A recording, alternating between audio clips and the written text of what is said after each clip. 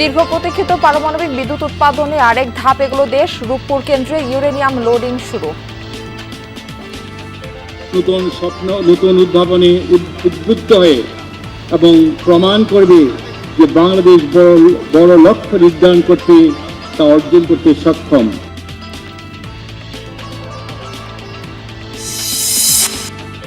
হাম ও উপসর্গে প্রাণ গেল আরো 9 জনের। কুমিল্লা মেডিকেলে ঔষধ ও অক্সিজেনের অভাবে ব্যাহত চিকিৎসা সেবা। হাসপাতালের পরিচালক ওএসডি। অক্সিজেন পাইছেন এই মেশিন দিয়ে কি বরবার বন্ধ দিকে অক্সিজেনের অনেক অভাব হবে না। বাচ্চারা পাতলা পানি অতিরিক্ত তারাতে যে একটা আমরা স্যালাইন দিব এই স্যালাইনটাও নাই। দুটা না তিনটে স্ট্যান্ডে পুরোটা ইয়ের ভিতরে ওয়ার্ডের ভিতরে তো এইভাবে দাঁড়ায় না থাকলে কিভাবে।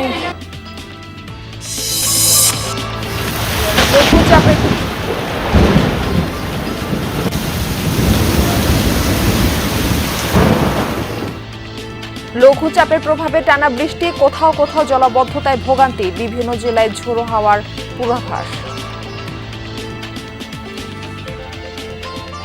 কমপক্ষে 40-50,000 মানুষ এবং রুগী আসবে 10-12,000। ওরা সবাই কষ্ট পাচ্ছে দৈনিক।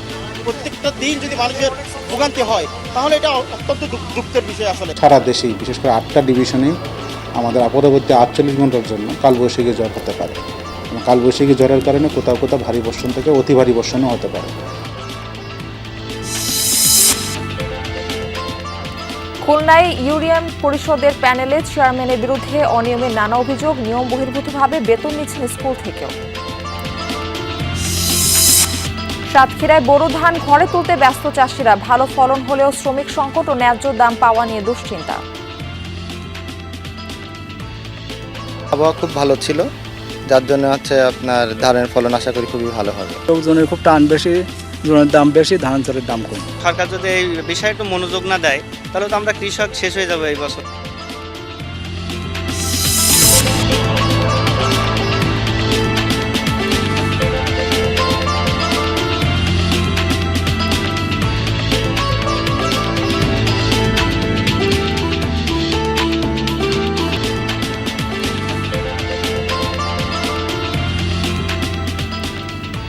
আমন্ত্রণ, বিরতিহীন সংবাদ সারা দেশে। আপনাদের সঙ্গে রয়েছে আমি মারফি রহমান। এতক্ষণ শিরোনাম দেখছিলেন, এবার বিস্তারিত। পারমাণবিক বিদ্যুতের নাম লেখাতে আরেক ধাপ এগুলো দেশ। শুরু হলো পাবনার রূপপুর পারমাণবিক বিদ্যুৎ কেন্দ্রে জ্বালানি লোডিং কার্যক্রম। বাণিজ্যিকভাবে বিদ্যুৎ উৎপাদন শুরুর আগে এটি চূড়ান্ত ধাপ। আগামী আগস্টে জাতীয় গ্রিডে 300 মেগাওয়াট বিদ্যুৎ সরবরাহ শুরু হতে পারে।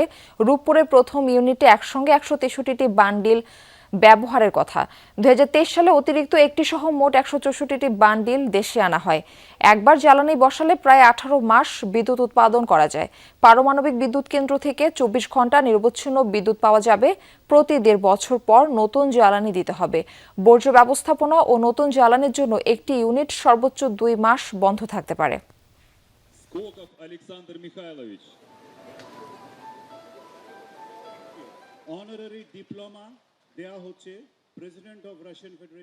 রূপপুর শুধু একটা বিদ্যুৎ কেন্দ্র নয়, এটি বাংলাদেশের প্রযুক্তিগত আত্মবিশ্বাসের একটা প্রতীক। এটি আমাদের তরুণ প্রজন্মকে নতুন স্বপ্ন দেখিয়েছে। নতুন স্বপ্ন, নতুন উদ্ভাবনে উদ্বুদ্ধ হয়ে এবং প্রমাণ করবে যে বাংলাদেশ বড় লক্ষ্য নির্ধারণ করতে তা অর্জন করতে সক্ষম। এর আগে প্রধানমন্ত্রী তারেক রহমানের সঙ্গে সৌজন্য সাক্ষাৎ করেন রাশিয়ার রাষ্ট্রীয় পরমাণু শক্তি সংস্থা রোসাটম এর মহাপরিচালক এলেক্সি লিখাচেভ। সকালে সচিবালয়ে মন্ত্রিপরিষদ বিভাগের প্রধানমন্ত্রী দপ্তরে এই সাক্ষাৎ অনুষ্ঠিত হয়।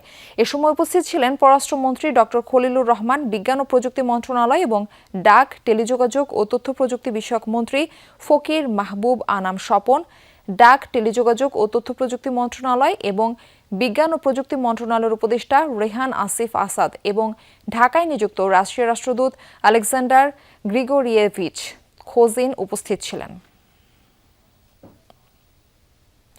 এই আছে তো এই নেই। মুন্সিগঞ্জে বিদ্যুৎ পরিষেবার এমন পরিস্থিতিতে ঝুঁকিতে পড়েছে জেলার সম্ভাবনাময় খাত মিনি গার্মেন্টস শিল্প। ঘন ঘন লোডশেডিংয়ে ব্যাহত হচ্ছে উৎপাদন কার্যক্রম। এতে একদিকে উদ্যোক্তাদের লোকসান, অন্যদিকে শ্রমিকদের কমেছে আয় রোজগার। বিদ্যুৎ না থাকায় অচল মেশিন, তাই অলস সময় কাটাচ্ছেন মুন্সিগঞ্জের মিনি গার্মেন্টস কর্মী মিয়া চান। তার মতো বাকিদেরও একই অবস্থা। অথচ ঈদের আগে এই সময় মিনি গার্মেন্টস পল্লীতে দিনরাত পোশাক তৈরিতে ব্যস্ত থাকার কথা। মাল নামতো 4-5 ডজন করে, মাল নামে 2 ডজন। এই ক্ষতির মুখে পড়তেছে আমরা, প্রায় 2-3 ঘন্টা কারেন্ট থাকে না, মানে কারেন্ট না যায়, কাজ করতে না ঠিক মতন বইয়াটাই। সদরের পঞ্চসার, রামপাল সহ আশেপাশের ছোট মাঝারি 5 থেকে 7 শতাধিক এমন মিনি গার্মেন্টস রয়েছে, যেখানে তৈরি হয় কয়েকশো কোটি টাকার সুতি সহ বিভিন্ন ধরনের পোশাক। স্থানীয় চাহিদা মিটিয়ে এসব পণ্য যায় বিভিন্ন জেলাতেও। বর্তমানে তীব্র লোডশেডিং এ উৎপাদন নেমে এসেছে অর্ধেকেরও নিচে। কেউ কেউ জেনারেটরের ব্যবস্থা করলেও বাড়ছে উৎপাদন খরচ, ফলে লোকসানের আশঙ্কা উদ্যোক্তাদের। এখন যে কারেন্ট আর লোডশেডিং এর জন্য প্রায় আমার অর্ধেকেরও বেশি হচ্ছে না, মানে প্রোডাকশন হচ্ছে না, খুব ক্ষতিগ্রস্ত হইতাছি এবং আমি তো নিজেও ক্ষতিগ্রস্ত হইতাছি। আমার কর্মচারী তাদের বেতনও উঠাইতে অনেক খুব কষ্ট হইতাছে। কারিগররা ঠিক মতো কাজ করতে পারতেছে না, বিশাল ক্ষয়ক্ষতির একটা পড়ে যাচ্ছে কারখানাগুলো। পল্লী বিদ্যুৎ সমিতির তথ্য মতে জেলায় প্রতিদিন 202 মেগাওয়াট বিদ্যুতের চাহিদা থাকলেও ঘাটতি 30 থেকে 40%। সেই ঘাটতি সমন্বয় করতে হচ্ছে লোডশেডিং। জরুরি ক্ষেত্রগুলোতে সার্বক্ষণিক সঞ্চালন ঠিক থাকলেও মিনি গার্মেন্টসে নিরবিচ্ছিন্ন বিদ্যুৎ দেওয়া যাচ্ছে না বলে জানায় কর্মকর্তারা। 5টি উপজেলায় আমাদের টোটাল 202 মেগাওয়াট ডিমান্ড বর্তমান। তো এখান থেকে আমরা প্রায় এভারেজলি 35 থেকে 40% কম পাই, মানে 1/3 বলা যায়, 1/3 এর চেয়ে কিছু বেশি আমরা বিদ্যুৎ লোডশেডিং পাই, সেট পাই। এটা আমরা লোডশেডিং করি। সূত্র তো আমাদের দেখতে হবে, কারণ এটা অপমাইজ জনসাধারণের বিষয়, সামনে ঈদ আছে। আমরা সার্বক্ষণিক চেষ্টা করছি কিভাবে এটাকে ভালো সেবার মাধ্যমে, বিশেষ করে বিদ্যুতের একটু ক্রাইসিস হলেও আমরা সেবা দিয়ে সেটা পোষায় দেওয়ার চেষ্টা করছি। জেলায় প্রায় 15,000 পোশাক শ্রমিক কর্মরত মিনি গার্মেন্টস গুলোতে। বিদ্যুৎ বিভ্রাটে দিনের একটি বড় সময় এমন নিশ্চল থাকছে মুন্সিগঞ্জের মিনি গার্মেন্টস গুলো। ব্যাপক হারে ব্যাহত হচ্ছে উৎপাদন। এই সংকট দীর্ঘায়িত হলে মুখ থুবড়ে পড়ার শঙ্কায় এই শিল্প, তাই জরুরি উদ্যোগ গ্রহণের দাবি এখন সংশ্লিষ্ট সকলের। আরাফাত রায়হান সাকিব, যমুনা নিউজ, মুন্সিগঞ্জ। দেশে হাম ও উপসর্গ নিয়ে 24 ঘন্টায় প্রাণ গেছে আরও 9 জনের। হাসপাতালে বাড়ছে রোগীর ভিড়ও। 24 ঘন্টায় ময়মনসিংহ মেডিকেল কলেজ হাসপাতালে নতুন করে ভর্তি হয়েছেন 32 জন, চিকিৎসাধীন রয়েছেন 74 জন। এদিকে নাটোরেও দিন দিন বাড়ছে হাম আক্রান্ত রোগীর সংখ্যা। গত 24 ঘন্টায় জেলার বিভিন্ন হাসপাতালে হামের উপসর্গ নিয়ে 33 জন ভর্তি হয়েছে। এই পর্যন্ত মোট চিকিৎসা নিয়েছেন 213 জন। এছাড়া রাজশাহী, সিলেট, চট্টগ্রাম ও খুলনা বিভাগের বিভিন্ন হাসপাতালেও হামের উপসর্গ নিয়ে প্রতিদিন ভর্তি হচ্ছেন রোগীরা। অনেক জায়গায় ওয়ার্ডে জায়গা সংকটে বারান্দায় রেখেও রোগীদের চিকিৎসা দেওয়া হচ্ছে। হাম রুবেলা রোগীর চাপ বেড়েছে দেশ জুড়েই। প্রতিটি হাসপাতালের মতো কুমিল্লা মেডিকেলেও এসব রোগীদের জন্য খোলা হয়েছে আলাদা আইসোলেশন ওয়ার্ড। তবে সেখানে নেই ওষুধ এবং অক্সিজেন। সে সাথে শয্যা সংকট তো আছে। সরঞ্জামের এমন সংকটের কারণে ব্যাহত হচ্ছে চিকিৎসা সেবা। বিস্তারিত সহকর্মী খোকন চৌধুরীর প্রতিবেদনে। কুমিল্লার দেবিদ্বারের উনজুতি গ্রামের 44 দিনের শিশু আরিশা আক্তার হামরুবেলার চিকিৎসা করাতে মা কুলসুম আসেন কুমিল্লা মেডিকেলে। নামমাত্র স্বাস্থ্যসেবা মিললেও মিলছে না ওষুধ ও চিকিৎসা সরঞ্জাম, ফলে বাইরে থেকে কিনতে হচ্ছে জরুরি অক্সিজেন ওষুধ। অক্সিজেন পাইছি না, মেশিন দিয়ে কি বরফর বন্ধ দিকে অক্সিজেনের অনেক অভাব। ওই তারা 10,000 দিয়ে একটা অক্সিজেনের বোতল কিনে রাখছে। আমরা আনছি ওই থেকে বালুতুফার থেকে কিনেছি, এগুলো পাওয়া যায় না। আমরা বর্তমানে কালকে একটু গ্যাস দিতে পারছিলাম, আজকে গ্যাসের মেশিন দেয় নাই। বাচ্চারা পাতলা পায় না অতিরিক্ত, তারাতে যে একটা আমরা স্যালাইন দিব, এই স্যালাইনটাও নাই। রোগীর চাপ বেড়ে যাওয়ায় খোলা হয়েছে নতুন আইসোলেশন ওয়ার্ড। তবে শয্যা সংকট ও সরঞ্জাম না থাকায় স্যালাইন হাতে দাঁড়িয়ে থাকতে হচ্ছে রোগীর স্বজনদের। চরম ভোগান্তিতে পড়তে হচ্ছে তাদের। স্ট্যান্ড নাই, দে হোটেল কেবিনে খালি 2 না 3 স্ট্যান্ডে হুড়াটা ইয়ের ভিতরে, ওয়ার্ডের ভিতরে। তো এইভাবে দাঁড়ায় না থাকলে কিভাবে? এখানে ওষুধ তো আমরা পাচ্ছি না, এবং সম্পূর্ণ ওষুধ আমরা নিজেকে নিয়ে আনছি। পাশাপাশি এখানে পরিষ্কার পরিচ্ছন্নতার ব্যাপারে বড় একটা অভিযোগ। কয়েক সপ্তাহ ধরেই বাড়ছে হামরুবেলার সংক্রমণ। আক্রান্তদের বেশিরভাগই শিশু। গেল 24 ঘন্টায় ভর্তি 36 জন, হাসপাতালে ভর্তি আছে 92 জন। চিকিৎসা সরঞ্জামের ঘাটতির কথা স্বীকারও করলেন দায়িত্বে থাকা ইনচার্জ। বেডের তুলনায় কিন্তু পেশেন্ট বেশি, দ্বিগুণ হারে ভর্তি হচ্ছে, কিন্তু সেই পক্ষে আমাদের অক্সিজেন পরিমাণ কিছুটা কম আছে, কিন্তু কম আছে। পেশেন্টের তুলনায় অক্সিজেনের পরিমাণ কম। সেক্ষেত্রে আমাদের কিছু অক্সিজেন সিলিন্ডার অথবা কনসেন্ট্রেটর এবং কিছু সাকশন মেশিনের প্রয়োজন। সংকটময় পরিস্থিতির কথা মাথায় রেখেই খোলা হয়েছে আলাদা ওয়ার্ড। আক্রান্ত শিশুদের চিকিৎসা নিশ্চিত হবে বলে মনে করছেন এই শিশু বিশেষজ্ঞ। আমাদের এখানে যখনই রোগী ভর্তি হওয়া শুরু হয়েছে তখনই আমরা কিন্তু তাৎক্ষণিকভাবে আমরা একটা রুম আমরা আইসোলেশন ওয়ার্ড হিসেবে আমরা মানে আমাদের কার্যক্রম শুরু করে দিয়েছিলাম। আমাদের একটাই টার্গেট ছিল যে এই হামে আক্রান্ত রোগীগুলিকে যাতে আমরা আইসোলেট করে রাখতে পারি। স্বাস্থ্যসেবা নিশ্চিতে সরকারি ওষুধ ও চিকিৎসা সরঞ্জাম নিশ্চিতের দাবি সেবা নিতে আসা সাধারণ মানুষের। Khokon Chowdhury, Jamuna news, Comilla. Comilla medical college হাসপাতালের পরিচালক ডাক্তার মাসুদ পারভেজকে ওএসডি করেছে স্বাস্থ্য সেবা বিভাগ। সকালে রাষ্ট্রপতির আদেশে যুগ্ম সচিব সঞ্জিদা শারমিন স্বাক্ষরিত এক প্রজ্ঞাপনে এই আদেশ জারি করা হয়। সেখানে বলা হয় পদায়নজনিত ওএসডি করা হয়েছে তাকে। এদিকে ২৪-এর আন্দোলনের পর পরিচালক হিসেবে কুমিল্লা মেডিকেলে যোগদান করেন ডাক্তার মাসুদ পারভেজ।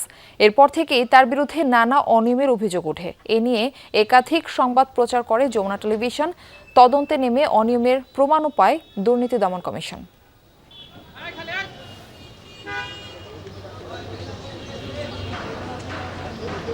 পারমাণবিক বিদ্যুতের নামে লেখাতে আরেক ধাপ এগুলো দেশ। শুরু হলো পাবনার রূপপুর পারমাণবিক বিদ্যুৎ কেন্দ্রে জাতীয় জ্বালানি লোডিং কার্যক্রম।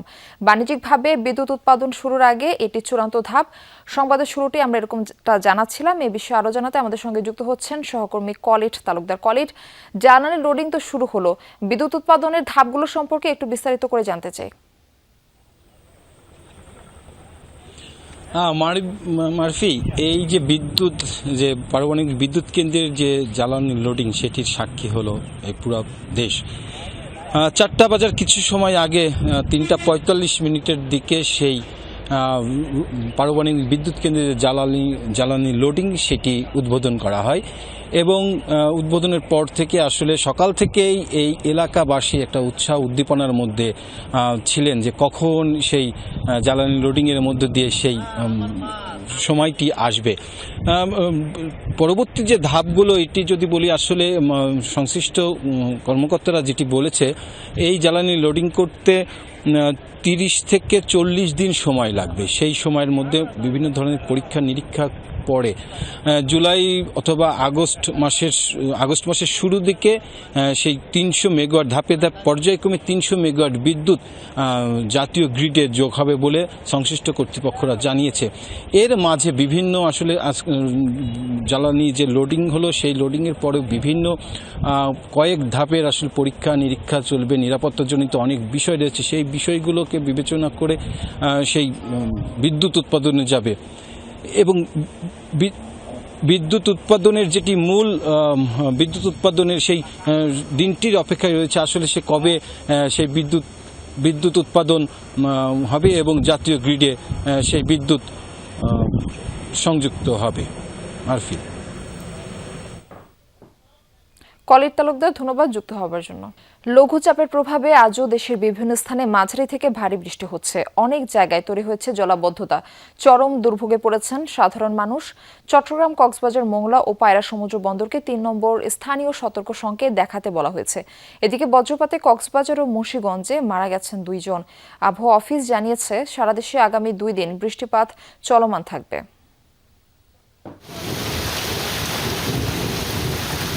কয়েকদিন ধরেই বৃষ্টি হচ্ছে দেশের বিভিন্ন জেলায়। তীব্র গরমের পর কিছুটা স্বস্তি এলেও বৃষ্টি এখন ভোগান্তির কারণ হয়ে দাঁড়িয়েছে। কুমিল্লায় সকাল 10টার দিকে শুরু হয় বৃষ্টি। টানা বর্ষণে নগরীর Nazrul Islam Avenue, town hall এলাকা, ঠাকুরপাড়া সহ বিভিন্ন এলাকায় দেখা দেয় জলাবদ্ধতা। নগরবাসীর অভিযোগ, অপরিকল্পিত ড্রেনেজ ব্যবস্থার কারণে জলাবদ্ধতার দুর্ভোগ পোহাতে হচ্ছে। ফ্লাইওভারের সামনে জলাবদ্ধতা থাকে, বৃষ্টি হইলেই পানি উঠে যায়। ড্রেন ভালো করে করতে হবে, ড্রেনের উন্নতি করতে হবে। ড্রেন এভাবে হলে সিটি কর্পোরেশন দেখতে হবে। শিল্পনগরী গাজীপুরে ভোর থেকে টানা বৃষ্টি হয়েছে 10টা পর্যন্ত। এতে টঙ্গী বিসিক, বোর্ড বাজার, কাশিমপুর সহ বিভিন্ন এলাকায় দেখা দেয় জলাবদ্ধতা। অফিসগামী মানুষ, শ্রমিক ও শিক্ষার্থীদের পড়তে হয় চরম দুর্ভোগে। এই জায়গায় যদি কোনো গর্ত থাকে তো পানি দিতে যেন বোঝা যায় না, হঠাৎ নূতন একটা লোক আসলে ওই জায়গায় অ্যাক্সিডেন্ট করার ভয় থাকে বেশিটা। আর এই পানির কারণে এই গাড়ি ঘোড়া নষ্ট হয়ে যায়, বয়া পড়ে, অনেক গাড়ি এখানে আটকে জায়গা, লোকজন চলাচল করতে না, জাম হয়ে জায়গা। ফেনীতেও সকালে শুরু হয় বৃষ্টি, কখনো থেমে থেমে, কখনো মুষলধারে। অলিগলি জলাবদ্ধ হয়ে পড়ায় ভোগান্তিতে পড়েন স্কুল কলেজের শিক্ষার্থীরা। টানা বৃষ্টিতে ভোগান্তিতে পড়েন নোয়াখালীবাসীও। এছাড়া কুয়াকাটা ও মংলায় গুড়ি গুড়ি বৃষ্টি হচ্ছে। এদিকে বজ্রপাতে কক্সবাজারে রমিজ উদ্দিন নামে এক লবণ শ্রমিক নিহত হয়েছেন। মুন্সিগঞ্জের গজারিয়ায় মারা গেছেন শাহাদাত নামের এক কৃষক। এছাড়া বৈশাখী ঝড়ে ব্রাহ্মণবাড়িয়ার আখাউড়ায় গাছ উপড়ে আখাউড়া আগরতলা সড়কে ভারী যান চলাচল বন্ধ হয়ে যায়। 48 ঘন্টার মধ্যে ঢাকাসহ দেশের বিভিন্ন অঞ্চলে কালবৈশাখী ঝড়ের পূর্বাভাস দিয়েছে আবহাওয়া অধিদপ্তর। সারা দেশে আগামী 2 দিন বৃষ্টিপাত চলমান থাকবে বলেও জানানো হয়েছে। সারা দেশেই বিশেষ করে 8টা ডিভিশনেই আমাদের পরবর্তী 48 ঘন্টার জন্য কালবৈশাখী ঝড় হতে পারে এবং কালবৈশাখী ঝড়ের কারণে কোথাও কোথাও ভারী বর্ষণ থেকে অতি ভারী বর্ষণও হতে পারে। এবং সেটা 8টা ডিভিশনের জন্য আমরা যদি দিই, ভারী বর্ষণের জন্য 96 ঘন্টা আর কালবৈশাখী ঝড়ের জন্য আমরা দিচ্ছি 48 ঘন্টা। 3 নম্বর সিগন্যাল সাগরে যেটা আছে সেটা হয়তো বা আগামী কয়েকদিন 4 থেকে 5 দিন মিনিমাম অব্যাহত থাকতে পারে। তাপস সরকার, যমুনা নিউজ। আবহাওয়া পরিস্থিতির খবর জানাতে গাজীপুর থেকে আমাদের সঙ্গে যুক্ত হচ্ছেন সহকর্মী পলাশ প্রধান। পলাশ, বৃষ্টি থামলো কিনা গাজীপুরে? যেসব এলাকায় জলাবদ্ধতা দেখা দিয়েছিল সেখানকার অবস্থাটা একটু জানাবেন। মাঠে আমি প্রথমে আমার পিছনের দৃশ্যটি দেখাই। এটি হচ্ছে গাজীপুরের টঙ্গীর হাপার এলাকা। এই সড়কটি মূলত 12 মাসই এমন থাকে, বিশেষ করে যখন একটু সামান্য একটু বৃষ্টি হয়, সেই বৃষ্টির পর থেকে কিন্তু জলাবদ্ধতা সৃষ্টি হয়। এতে করে কিন্তু হাজার হাজার শ্রমজীবী মানুষ তারা তাদের এই ময়লাযুক্ত পানি নিয়ে পানিয়ে কিন্তু তাদের কর্মস্থলে যোগ দিতে হয়। এবং এই রাস্তা চলাচল যত পরিবহন রয়েছে, যেমন অটো রিক্সা এবং গার্মেন্টস এর যে মালবাহী যে লরি ট্রাক রয়েছে সেগুলো। আমরা কিছুক্ষণ আগে একটি পরিবহনের সাথে কথা বলেছিলাম, তিনি বলছিল যে এখানে একটি আমদানি রপ্তানিকারক একটি প্রতিষ্ঠান, সেই প্রতিষ্ঠানের একটি গাড়ি দিক দিয়ে যাচ্ছিল, অর্থাৎ সেই গাড়িতে তাদের শিপমেন্টের মাল যাচ্ছিল, অর্থাৎ এত সতর্কতার সাথে যাচ্ছিল যে কোনো দুর্ঘটনা কবলের জন্য পতন হয় সে অনেকটি সাবধান থাকছিল। তিনি যে বিষয়টা বলছিল যে এটি 12 মাসের 7 মাসে এইভাবে ভোগান্তি হয়ে এখানে যেতে হয়, এমনটাই কিন্তু তিনি বলছিল। এবং যে বিষয়টি বলছিল যে করে কিন্তু তার বিশাল একটি সমস্যার সম্মুখীন হতে হয়। এবং পার্শ্ববর্তী যে বিভিন্ন মসজিদ রয়েছে, সেই মসজিদের যে হুজুর রয়েছে তাদের সাথে আমরা কথা বলছি। তিনি বলছিলেন যে নামাজ পড়তে গিয়ে যে পানিতে অনেক বিভিন্ন সমস্যার সম্মুখীন হয়। এখানে একজন হুজুর রয়েছে, আমরা তার সাথে কথা বলতে চেষ্টা করবো। কি কি সমস্যা মূলত এখানে? এখানে আমাদের মসজিদের মুসল্লিরা নির্বিঘ্নে মসজিদে নামাজ আদায় করতে আসতে পারে না। নোংরা পানি, পচা পানি, মাদ্রাসার ছাত্ররাও আসতে পারে না। অনেক সময় ছাত্র গার্জিয়ানরা এসে পানিতে পড়ে যায়, ড্রেনে পড়ে যায়। বিশেষ করে রাস্তার সাথে যে ড্রেন গুলি আছে, 1 বছরের মতো বিগত 1 বছরে একদিনও বেকুদে পরিষ্কার করা হয় নাই। সিটি কর্পোরেশন লোক যারা আছে, আমি গত সপ্তাহে যোগাযোগ করছি, সিটি কর্পোরেশন যারা দায়িত্বশীল তারা বলে যে বেকু নষ্ট।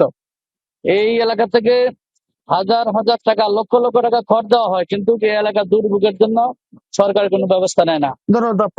শুধু এই বিষয়টি নয়, যদি আমি বলি যে এই একটি সড়ক ছাড়াও কিন্তু গাজীপুরের বেশ শিল্পনগরী বিসিক অনেক প্রধান সড়কে কিন্তু আসলে সামান্য একটু বৃষ্টি হলে এইভাবে জলাবদ্ধতা হয়ে যায়।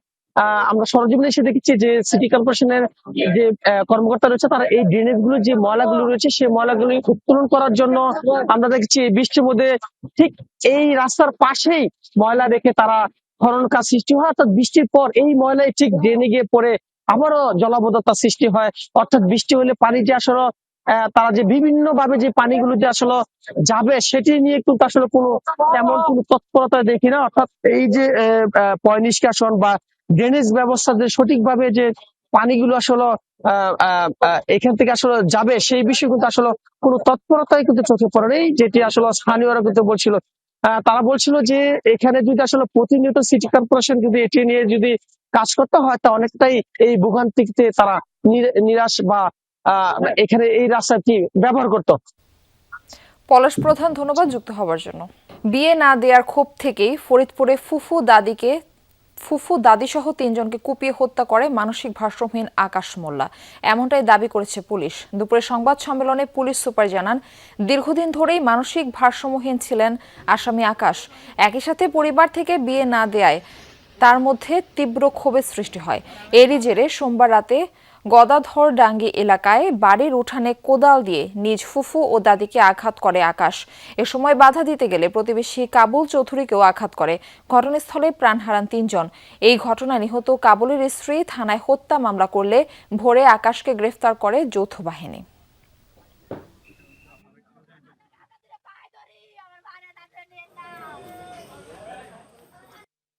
হত্যাকাণ্ডের কারণ হিসাবে সে আমাদের কাছে প্রাথমিকভাবে বলেছে যে তার আশঙ্কা তাকে হয় কেউ মেরে ফেলবে, অথবা তাকে তার বাবা যেহেতু সাবালক এবং প্রাপ্তবয়স্ক হয়েছে তাকে বিবাহ দেওয়া হয়নি, এই কারণে সে মনে মনে অত্যন্ত ক্ষুব্ধ ছিল তার পরিবারের উপরে। তো এই সে ক্ষুব্ধ এবং আক্রোশের বশবর্তী হয়ে সে মূলত এই হত্যাকাণ্ডটা ঘটিয়েছে। একই সাথে স্কুল ইউনিয়ন পরিষদের সুবিধা ভোগ করেছেন খুলনার কায়রা উপজেলার দক্ষিণ বেতকাশী ইউনিয়ন বিএনপির সাংগঠনিক সম্পাদক ওসমান গনি।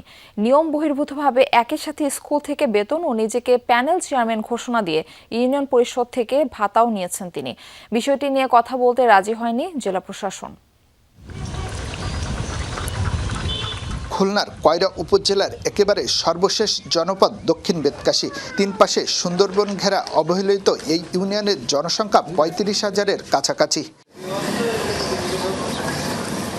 2021 সালে দক্ষিণ বেতকাশী ইউনিয়ন পরিষদ নির্বাচনে চেয়ারম্যান হন আসের আলী মোড়ল। প্যানেল চেয়ারম্যান হিসেবে দায়িত্ব পালন করেন আব্দুস সালাম খান, দিদারুল আলম ও বিথিকা রানী মণ্ডল।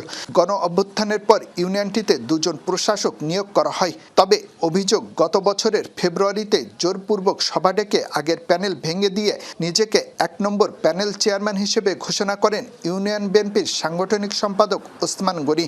আগের প্যানেল চেয়ারম্যান ও সদস্যদের হুমকি দিয়ে রেজুলেশনে স্বাক্ষর করানোরও অভিযোগ রয়েছে 3 বারের এই ইউপি মেম্বারের বিরুদ্ধে। আমাদেরকে অর্থাৎ প্যানেল 1, 2, 3-কে মানে বাতিল ঘোষণা করেছে। প্যানেল চেয়ারম্যান গঠনের সভাপতি উনি নিজেই সভাপতি আবার নিজেই প্যানেল চেয়ারম্যান হওয়া হয়েছে। উনি ওই সই করে নিয়েছিল সবার কাছ থেকে। হ্যাঁ, ওই একটা খাতা নিয়ে আমাদের কাছে এসেছিল, আমরা ওই সই করে দিয়েছিলাম। তখন কোনো রেজুলেশনটা দেখানো হয়নি আমাদের। ওসমান গনি দক্ষিণ বেতকাশী মাধ্যমিক বিদ্যালয়ের নৈশ প্রহরী। স্কুলের গত ডিসেম্বরের একটি বেতন শিটে দেখা যায় 15,730 টাকা বেতন তুলেছেন ওসমান। দীর্ঘ 15 বছর ধরে এভাবেই নিয়ম বহির্ভূতভাবে স্কুল থেকে বেতন ও ইউনিয়ন পরিষদের সদস্য ভাতা তুলছেন তিনি। আমাদের তো আসলে বেতন না, এটা তো আসছে একটা ভাতা। আমাদের ইউনিয়ন পরিষদে দেয় হচ্ছে কত 4200 না কত, মানে 4400 টাকা। আমি এই পরিষদে আছি 3 টার্ম। এই 3 টার্মে আমার এই পর্যন্ত কোনো সমস্যা হয়নি। স্কুলের প্রধান শিক্ষক জানান, স্কুলে ওসমান গনির পদটি এমপিওভুক্ত। সরকারি নিয়ম অনুযায়ী তিনি সেখান থেকে বেতন নিচ্ছেন। উনি আমার স্কুলের নাইট গার্ড। আগে ছিল নাইট গার্ড, এখনো আছে। ওনার 8200 টাকা স্কেল। সরকারি চাকরি আইন 2018 অনুযায়ী কোনো ব্যক্তি একই সঙ্গে 2টি সরকারি প্রতিষ্ঠানে বা সরকারি কোষাগার থেকে বেতনভুক্ত পদে চাকরি করতে পারবেন না। জেলা প্রশাসনের স্থানীয় সরকার বিভাগের উপপরিচালকের কাছে এ বিষয়ে জানতে চাইলে তিনি ক্যামেরার সামনে কথা বলতে রাজি হননি। তবে অভিযোগ পেলে ব্যবস্থা নেওয়ার আশ্বাস দেন তিনি।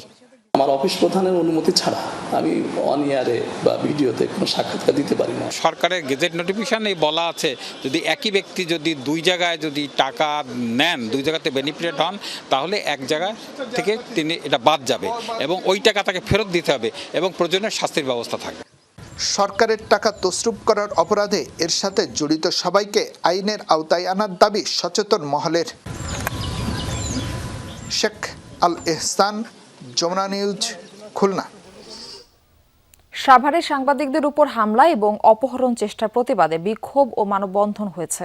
দুপুরে মডেল থানার সামনে আয়োজিত কর্মসূচিতে অংশ নেন সাভার, আশুলিয়া ও ধামরাইয়ে কর্মরত গণমাধ্যম কর্মীরা। এ সময় বক্তারা অভিযোগ করেন, সাভার সাব রেজিস্ট্রার জাকির হোসেনের অনিয়ম দুর্নীতি নিয়ে সংবাদ প্রচারের জেরে দেশ টিভি সাংবাদিক দেওয়ান ইমনের উপর হামলা হয়। এই ধরনের ঘটনা স্বাধীন সাংবাদিকতার জন্য হুমকি। ৭২ ঘন্টার মধ্যে সাব রেজিস্ট্রার জাকির হোসেনকে অপসারণ এবং তার বিরুদ্ধে বিভাগীয় ও আইনগত ব্যবস্থা নেওয়ার দাবি জানানো হয় মানববন্ধন কর্মসূচি থেকে। না হলে আন্দোলনের হুঁশিয়ারি দেন গণমাধ্যম কর্মীরা।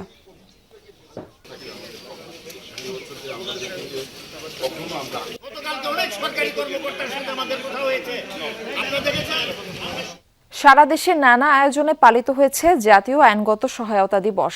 সকালে মানিকগঞ্জে জেলা জজ আদালতের সামনে থেকে বের হয় শোভাযাত্রা। এতে অংশ নেন বেসামরিক বিমান ও পর্যটন মন্ত্রী আফরোজা খানম রিতা। শোভাযাত্রাটি শহরের বিভিন্ন এলাকা প্রদক্ষিণ করে, পরে অনুষ্ঠিত হয় আলোচনা সভা। অসহায় মানুষের পাশে দাঁড়ানোর জন্য আইনজীবীদের প্রতি আহ্বান জানান মন্ত্রী।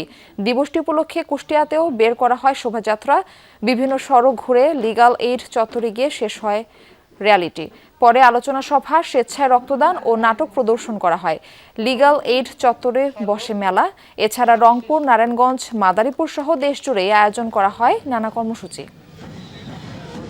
বোরো ধান ঘরে তুলছেন কৃষকরা, মাঠে মাঠে চলছে ধান কাটার ধুম। তবে শ্রমিক সংকট ও মজুরি বেশি হওয়ায় বিপাকে পড়েছেন কৃষক। কোথাও কোথাও বাড়তি মজুরি দিয়েও পাওয়া যাচ্ছে না শ্রমিক। ফলন ভালো হলেও ন্যায্য দাম পাওয়া নিয়ে চিন্তার ভাঁজ কৃষকের চোখে মুখে। সাতক্ষীরার মাঠে মাঠে এখন ধান কাটার ব্যস্ততা।